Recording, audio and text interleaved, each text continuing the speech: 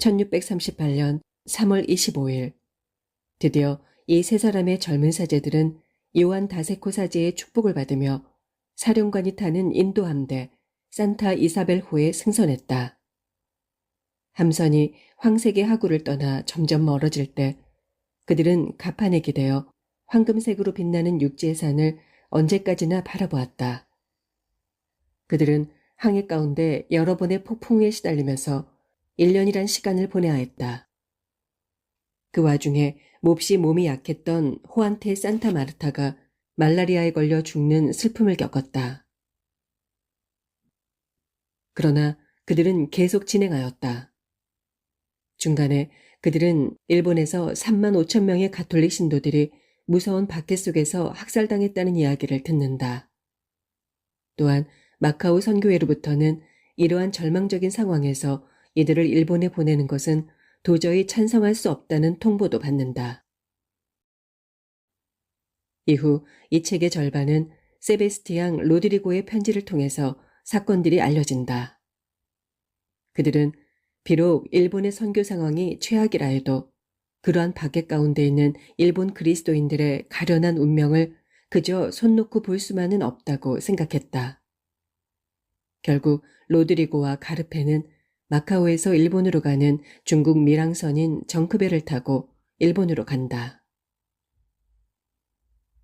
일본에 도착한 그들은 자신들이 생각했던 것보다 훨씬 더 무서운 박해 현장을 목도하며 고통 가운데서 하나님께 질문한다. 하나님, 왜입니까? 인간은 고난을 당할 때 고난 그 자체보다 그 고난의 의미가 무엇인지 알지 못할 때 절망하게 된다. 왜 내가 이런 고난을 받아야 하는지 이유를 알기만 한다면 그 고난도 견딜만 하다. 하지만 이유를 모른 채 당하는 고난은 인간을 아득한 절망의 나락으로 떨어지게 만든다. 한때는 기리시탄의 호의적인 정부 덕분에 선교사들로부터 복음을 듣고 개종했던 사람들이 어느 날부터 갑자기 불어닥친 박해의 칼날에 낙엽처럼 쓰러진다.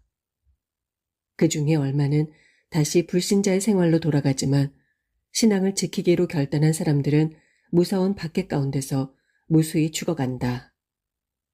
이런 모든 것을 보고 들으며 신앙에 불타던 로드리고의 마음은 끊임없이 흔들린다. 신앙을 잃은 것은 아니지만 이 무서움 속에서 침묵만 지키시는 하나님을 이해할 수 없었다.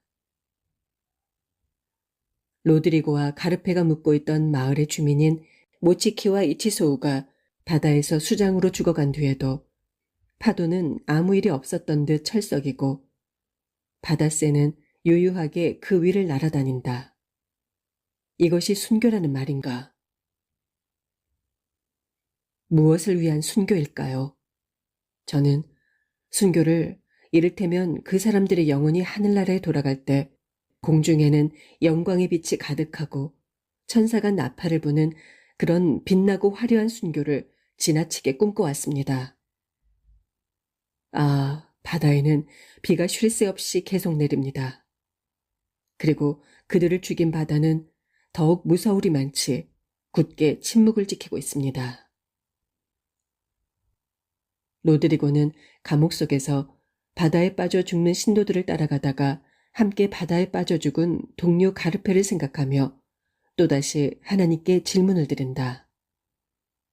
엘리 엘리 라마 사박다니, 하나님이여 하나님이여 어찌하여 나를 버리셨나이까. 갑자기 이 소리가 모키치와 이치소우가 죽어가던 바다, 거적을 두른 배에서 잇따라 떨어지던 신도들을 쫓아가던 가르페가 떠있던 바다에서도 완강하게 침묵하고 계신 하나님에 대한 생각과 더불어 가슴을 후벼 팠다. 하나님은 정말 존재하는 것일까? 만약 하나님이 없다면 그 거대한 바다를 횡단하여 이 작은 불모의 땅에 한 알의 씨를 가져온 자신의 반생은 얼마나 우스꽝스럽단 말인가. 그리고 가르페도 힘없이 죽어간 신도들도 모두 우스꽝스럽지 않은가.